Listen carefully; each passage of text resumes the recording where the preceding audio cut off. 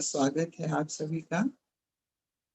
और ये बहुत अच्छा है कि इसमें आपके जो ये आपने चंद्रायन साधना शुरू की और इसमें बच्चे भी भाग ले रहे हैं।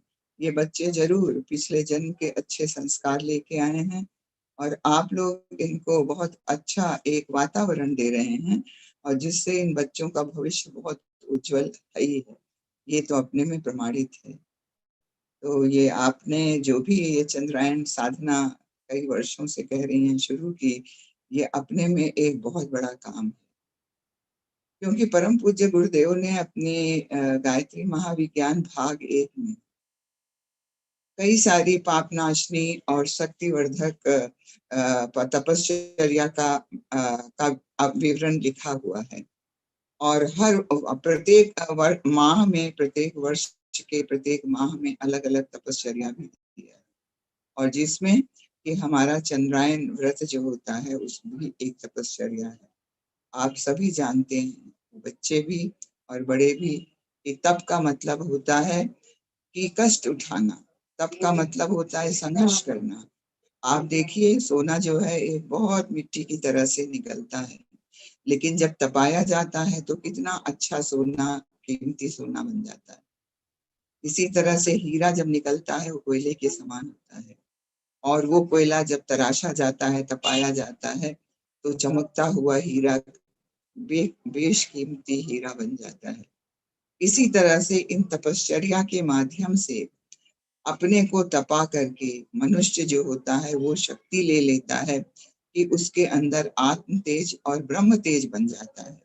आप सभी ने पूर्ण चंद्रायन व्रत किया है तो जरूर पापों के समूहों से जितने भी तरीके के आपके दुष्विचार हैं, दुष्प्रवृत्तियां हैं, ये सब जल करके जरूर भस्म होंगी उसके अंदर और आप हीरे की तरह चमकते हुए अपने जीवन में निरंतर आगे बढ़ते चले जाएंगे। तो चंद्रायन व्रत के बहुत ज्यादा लाभ है, बहुत ज्यादा लाभ है। किसी भी जो भी करते हैं तो ये एक तपश्चर्या है, केवल व्रत नहीं है। इसमें आपने स्वाध्याय किया होगा, जप किया होगा, ध्यान किया होगा, प्राणायाम किया होगा, स्वाध्याय किया होगा। तो इस तरह से अपनी दिनचर्या को नियमित बनाते हुए आपने ये तपश्चर्या की। जरूर परम पूज्य गुरुदेव वंदनिया माता जी का आशीर्वाद आपको मिलेगा और आने वाला भविष्य सभी का बड़ा उज्जवल होगा। सबसे बड़ी बात तो ये है कि आपने इस तपश्चर्या का उद्देश्य केवल विचार क्रांति को गति देने के लिए किया। कहते हैं जब लोक कल्याण के लिए कोई काम किया जाता है तो अपना कल्याण पहले हो जाता, आत्म कल्याण हो जाता है। तो एक बहुत बड़ा लाभ मिलने वाला है। और समूह में जब किया जाता है, अकेले तो कोई भी कर सकता है, अकेले की कितनी शक्ति होती, छोटी सी शक्ति होती है, लेकिन जब समूह में कोई काम किया जाता है तो एक ऊर्जा उत्पन्न होती है, एक सामूहिक मन का विस्फोट होता है। और ये जो सामूहिक मन का विस्फोट होता है वो अपनी दिशा में जो लक्ष्य होता है उस लक्ष्य की ओर दंदनाता हुआ पहुंचता है और उस लक्ष्य को पूरा करता है। तो जहां आपके इस व्रत से बहुत सारे स्थूल लाभ हैं कि आपका जो है पाचन अंग जो होता है उसमें नवचेतना आ जाती है। आपकी जो इंटेस्टीन है, आपके स्टमक है, आपका लीवर है, आपके अंदर गॉल ब्लैडर है, बहुत सारे अंग होते हैं, पेंक्रियाज है, इसमें नवचेतना आ जाती है। और आपका जो अपच होता है ये दूर हो जाता है, आपका वजन कम हो जाता है। इस तरह से मनुष्य जो है, जहाँ ये इसके भौतिक लाभ हैं कि दीर्घ जीवन प्रदान करता है हमारा, वहीं बहुत सारे सूक्ष्म लाभ भी हैं। और वो सूक्ष्म लाभ जो हैं इतने ज्यादा हैं कि उससे जहां आपका अपना आत्म तेज और ब्रह्म तेज बढ़ता है, जो कि हमारे पापों को जला करके भस्म कर देता है, वहीं पर जो है ये हमारे चित्त वृत्तियों का शोधन करता है। चित्त वृत्तियां क्या हैं? हमारे मन के 4 आयाम हैं, आप सभी जानते हैं कि मन, बुद्धि, चित्त और अहंकार। तो ये जो चित्त होता है इसी में हमारे जो है संस्कार बैठे होते हैं, चाहे वो अच्छे संस्कार हों और चाहे बुरे संस्कार।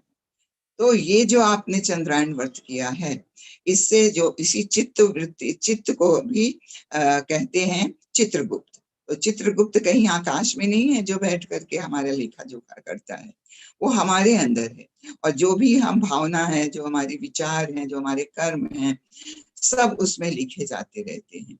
और इन चित्रवृत्तियों में अगर कहीं दुष्प्रवृत्तियां आ गई हैं तो उनका शोधन हो जाता है। और इसके अलावा आप देखिए कई सारी, तो डॉक्टरों के पास तो सूक्ष्म स्थूल शरीर का केवल ट्रीटमेंट होता है, वो स्थूल शरीर का केवल इलाज कर सकते हैं। लेकिन जो हमारा सूक्ष्म शरीर है, जो हमारी मन बुद्धि चित्त अहंकार है, इसके आपके 5 कोश भी हैं। और जिसमें शरीर का जो सूक्ष्म है उसको अन्नमय कोश है। और ये अन्नमय कोश में हमारी 96 उपत्तिकाएं होती हैं, ये सूक्ष्म ग्रंथियां होती हैं। और ये सूक्ष्म ग्रंथियां जो होती हैं, ये हमारे अकर्मों से अशुद्ध होती हैं और सकर्मों से ये शुद्ध हो जाती हैं। तो आप देखिए कभी कभी डॉक्टर कोई बीमारी हो जाती है, उसका तरह तरह के इलाज कराते हैं, तरह तरह इन्वेस्टिगेशंस कराते हैं, ब्लड टेस्ट कराते हैं और एक्सरे कराते हैं, MRI कराते हैं, लेकिन उनको कुछ पकड़ में नहीं आता। क्यों? क्योंकि उनका जो है उनकी जो पत्रिकाएं हैं वो दूषित हैं। तो इन उपत्तिकाओं का जो दोष है उनको हरने के लिए, हटाने के लिए, जलाने के लिए क्या किया जाता है, ये आध्यात्मिक उपचार किए जाते हैं, जिसमें कि हमारा चंद्रायन जो हमारा तपश्चर्या है, ये सबसे महत्वपूर्ण भूमिका निभाती है। तो इस तरह से जो है ये हमारा लाभ पहुंचाता है। इसके अलावा जो हमारे खान पान में त्रुटियां होती हैं और जिससे कि विजाति तत्व हमारे अंदर बन जाते हैं, उन विजाति तत्वों का भी शोधन करके हम हमारे नाक कौन करता है, हमारे पेट के अंदर जठराग्नि होती है, वो इन जब आप उपवास रखते हैं तो इन विजाति तत्वों को जला देता है और आपके शरीर को ही नहीं मन को भी शुद्ध कर देता है। और कितना अच्छा है, इसमें क्रम से हम बढ़ाते हैं और क्रम से धीरे धीरे उसको कम करते हैं। तो इसमें एकदम से जो लोग उपवास छोड़ते हैं और ज्यादा खा लेते हैं, वो भी परेशानी नहीं होती। तो अपने में आपके जो चंद्रायन व्रत आप लोगों ने किया, ये अपने में एक बहुत ही महत्वपूर्ण जो है ये तपश्चर्या है।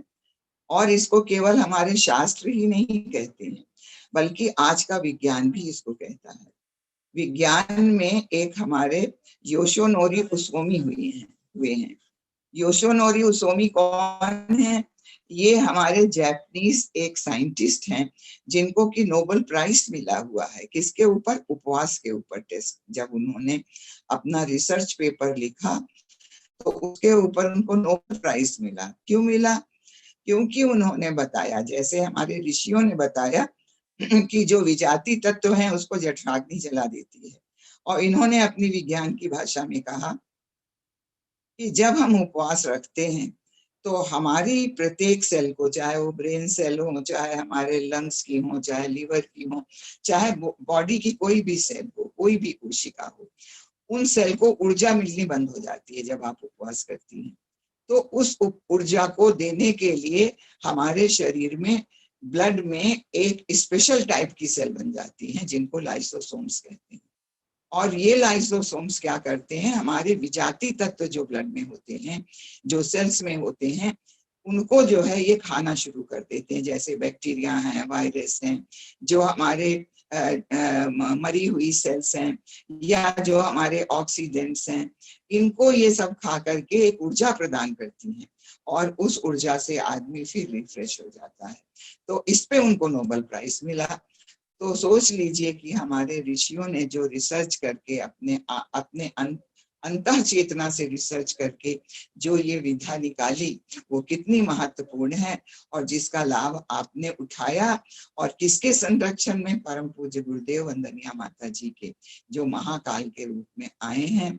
और परम पूज्य गुरुदेव का कहना है कि और सब अवतारी सत्ताएं तो बार बार आती रही हैं, कभी राम, कभी कृष्ण, कभी बुद्ध बन करके, लेकिन अब की बार की जो अवतारी सत्ता है वो युगांतरी चेतना है, और युगांतरी चेतना जो है वो निराकार है। तो ये कभी दोबारा नहीं आनी है। और ये दोबारा नहीं आनी है। कब आएगी? जब इस सृष्टि का अंत हो जाएगा और फिर से स्टोन युग आएगा। तो कहने का मतलब है आप सभी बड़े भाग्यशाली हैं कि आपने इस तपश्चर्या के माध्यम से महाकाल से कंधा मिला करके लोक कल्याण के लिए ये तप किया है। जरूर उनका आशीर्वाद, उनका जो है उनकी शक्ति आपको मिलेगी। आप सब निरंतर आगे बढ़ेंगे। श्रद्धेय डॉक्टर साहब और श्रद्धा जी की भी मंगल कामनाएं आपको मिले, ऐसे उनकी प्रार्थना है। आप सभी अपने लक्ष्य तक दंडनाते हुए आगे बढ़ते चले जाएं, ऐसी भगवान से प्रार्थना। ओम शांति। और बहुत हमारी पाटवा जी को बहुत बहुत धन्यवाद कि उन्होंने जो है समय दिया ये बात आपके बीच में आने का। और सभी को हमारा बहुत बहुत मंगल कामनाएं और हमारा बहुत बहुत आप सभी को आशीर्वाद तो हम नहीं कह सकते, आशीर्वाद तो परम पूज्य गुरुदेव वंदनिया माता जी का है। मंगल कामनाएं हमारी आप सबके लिए। ओम शांति। बहुत बहुत आभार दीदी।